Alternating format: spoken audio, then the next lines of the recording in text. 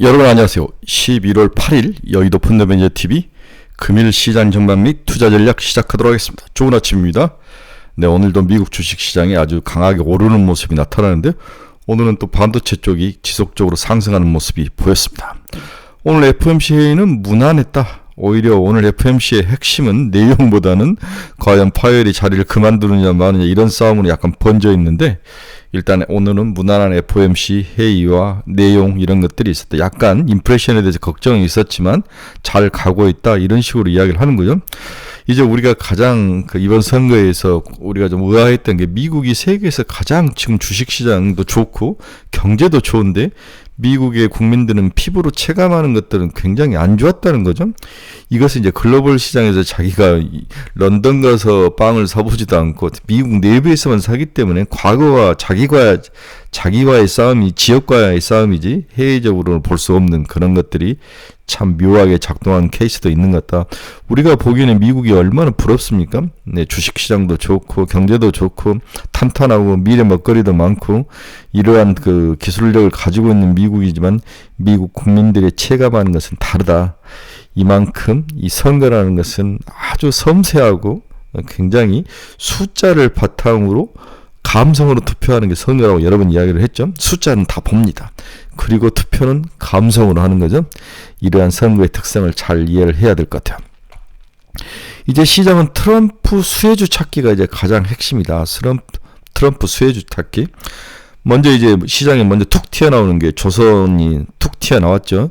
윤석열 대통령과 서로 통화하는 과정에서 우리 군함이 필요하고 군함저주도 필요하고 관리도 필요하고 뭐 여러 가지 것들이 정비도 필요하다. 군함 이야기를 툭 던졌는데 어제 하나오시 나오고 HD 현대중공업이 이제 튀어 올라오는 거죠. 이러한 것들은 우리가 물론 예상은 했지만 조선업은 좋을 것이다. 이것을 LPG선이나 뭐 이런 쪽에 생각을 했는데 갑자기 군함 쪽에 제조업의 그 특징들이 나타나는데, 이러한 수혜주들을 찾기가 시장의 핵심이다. 반대로 자동차 같은 종목들은 피해줄 확률이 굉장히 높아 보이죠. 우리나라 현대자동차가 400억 달러 넘게 지금 미국에서 수익이 나는데 이러한 것들을 두들겨 맞을 가능성, 이런 것들이 좀 시장에서 어떻게 비칠지. 수혜주와 피해주 찾는 게 1번인데 그 수혜주를 찾는 게 생각보다 쉽지 않다. 이건 순전히 트럼프의 입에 달려 있다. 그러한 단점들이 있기 때문에 상당히 어려운 것 같아요. 따라서 어쩔 수 없습니다.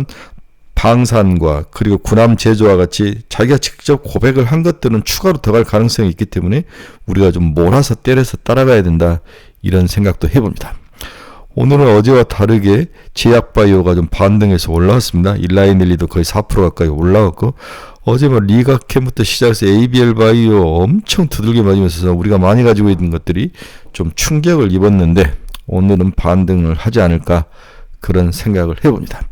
오늘 아이온큐가 또 엄청 30% 넘게 올라오죠. 우리나라 양자 컴퓨터 실적이 일단 좋았다고 그러는데 이렇게 새롭게 좀 떠오른 종목들을 잘 살펴봐야 되는데 쉽지가 않습니다. 이런 종목들을 쫓아가면 이미 올라와 있는 상황이기 때문에 굉장히 정보도 빠르고 올라가는 것도 빠르고 반대로 먹고 도망가는 것도 빠르고 주식하기에 참 어려운 한국 시장이다.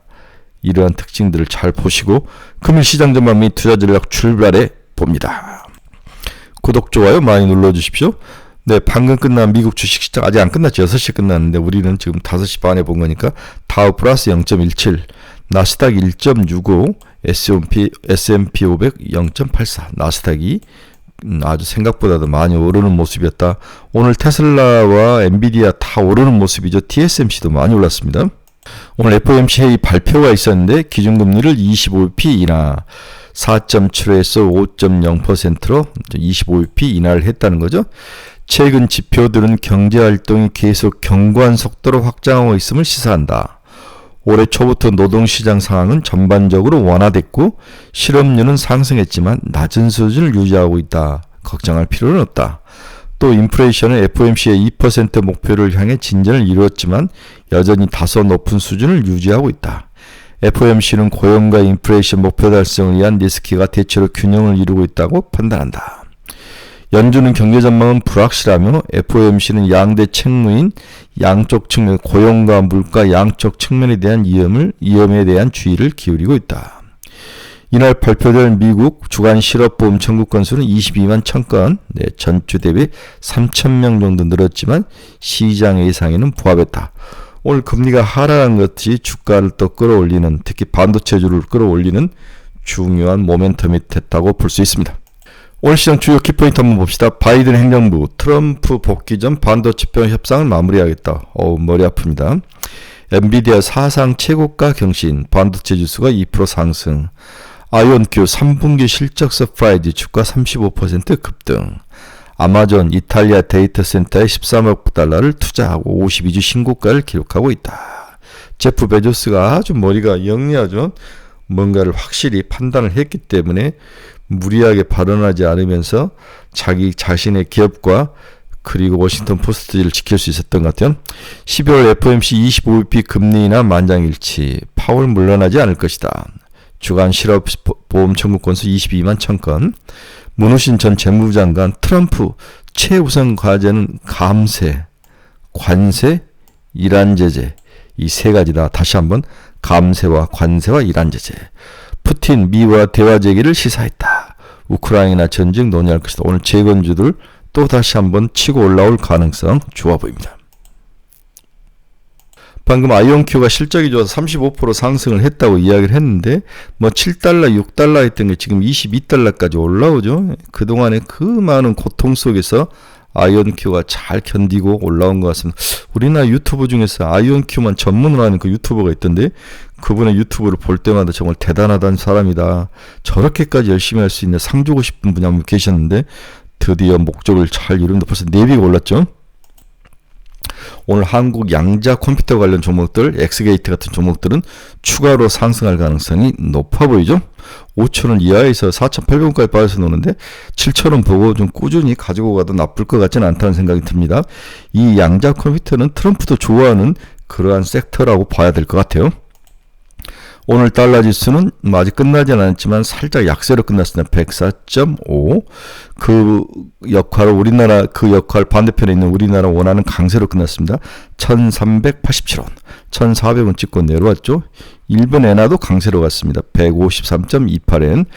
달러가 약세니까 한국 원화와 일본 엔화와 중국 위안화가 강세로 돌아설 모습이 나타나고 있습니다. 좀 강세로 돌아서야 외국인들 자금도 좀 들어오고 그럴 것 같아요.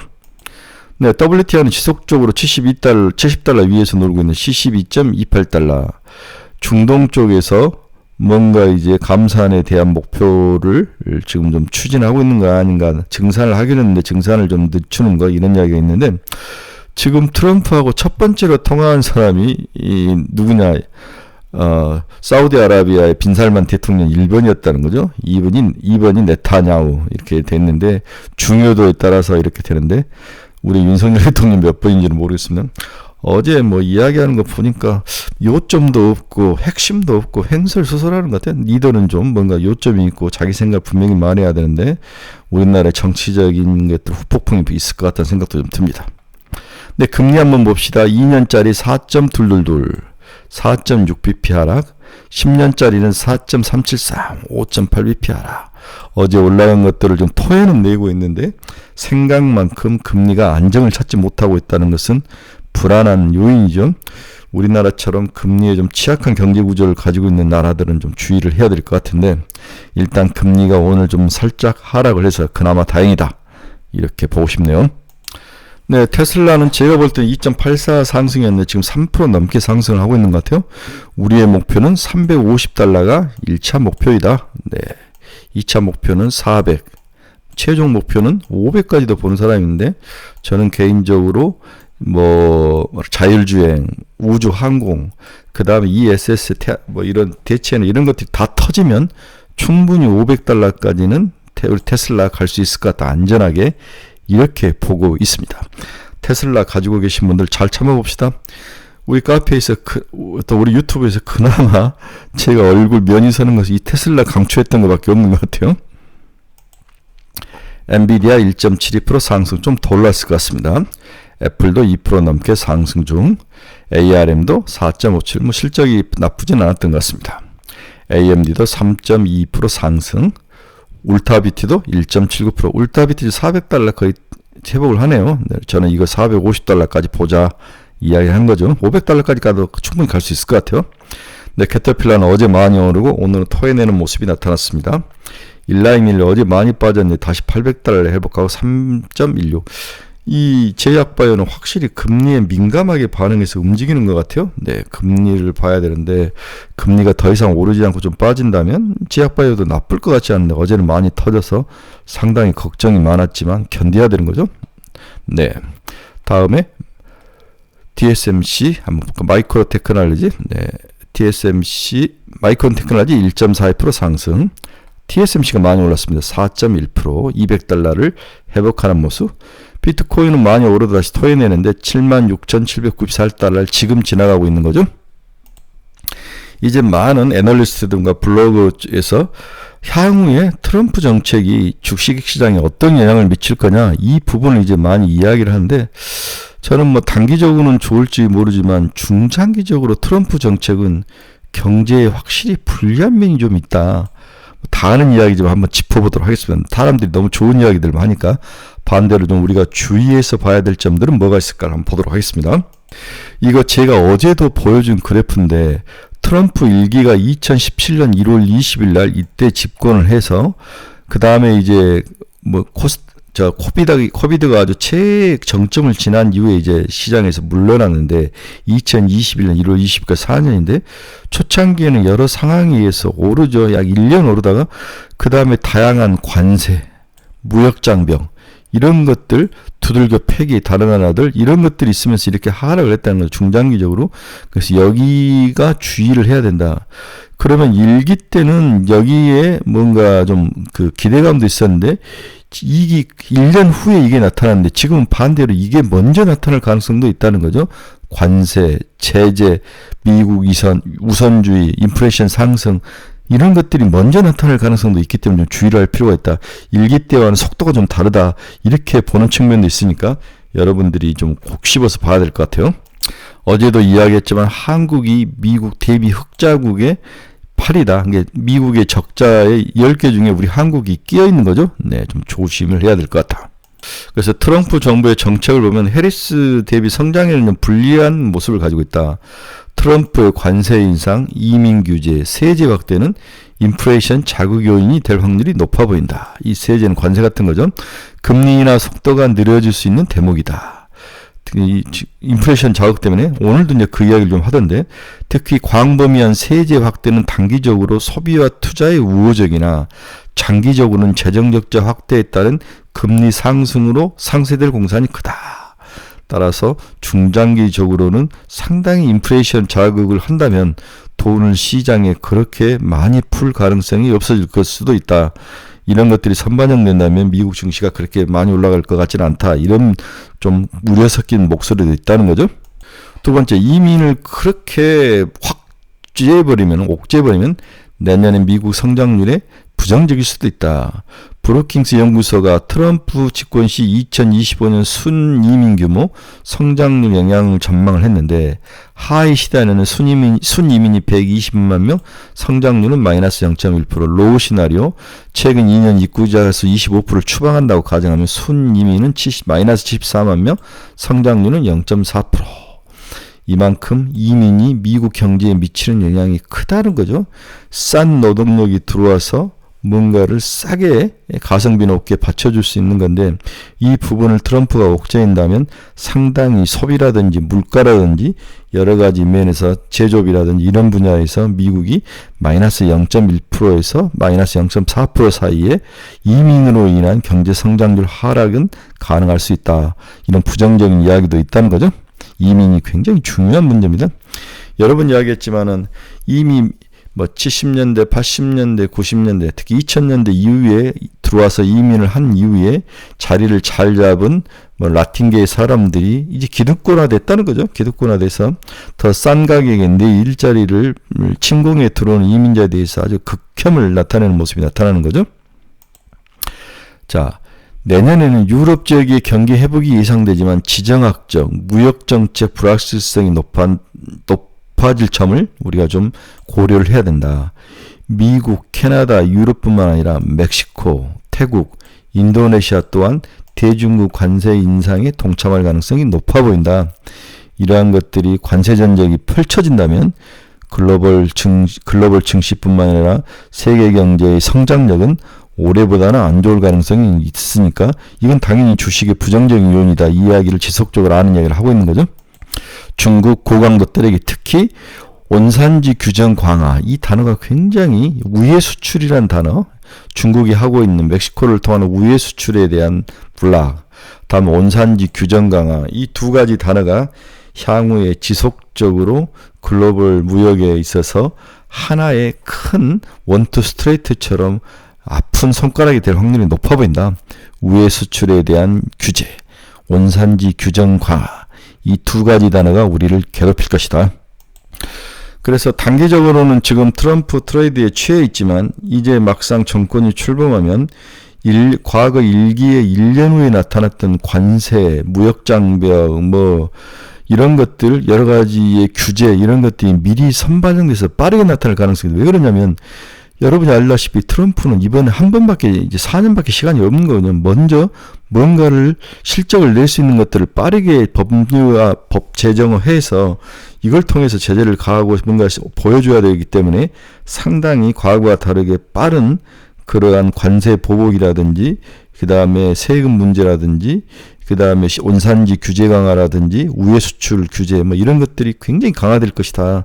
이러한 것들이 결국 글로벌 주식시장과 글로벌 경제를 약간 급락해 갈 가능성은 100%인 거죠. 그래서 내년 1분기 이후부터는 주의하자. 이게 제 생각이죠. 하지만 내년 1분기까지는 충분히 시장에서, 주식시장에서 참가해서 먹을 확률은 좀 있어 보인다. 따라서 30% 제가 현금 마련을 계속 하라는데 그 현금을 이제 쏠 때가 된 거죠. 첫 번째로 미국 수혜주, 일본으로 조선주가 나왔는데 조선주 사야 될 것 같다는 생각이 아주 강하게 듭니다. 네. 이게 하나오션인데 어제 21%인가 올랐죠. 어제 제노스코인가요? 제가 어제 추천을 했는데 상한가에 들어갔어요. 네, 그럼 운이었습니다. 제 능력이 저는 그렇게까지 갈지를 몰랐는데, 네, 우리 카이에 합병이 되면서 제노스코가 상에 들어가는 모습이 있었습니다.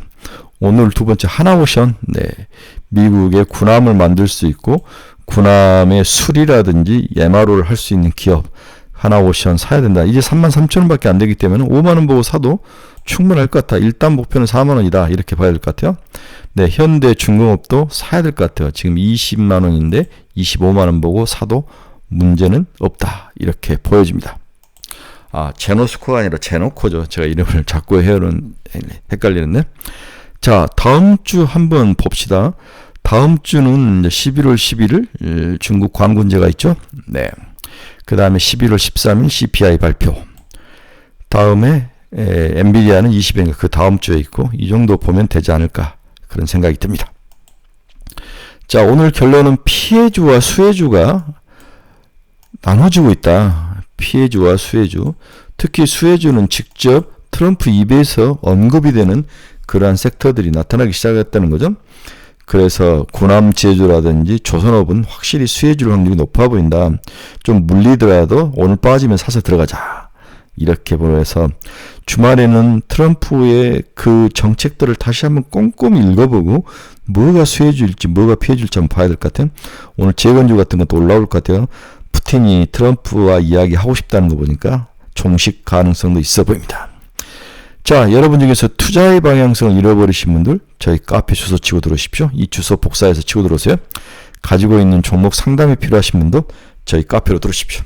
매일매일 관심 정보 올려놨습니다. 여러분들과 함께 하도록 하겠습니다. 네, 주말입니다.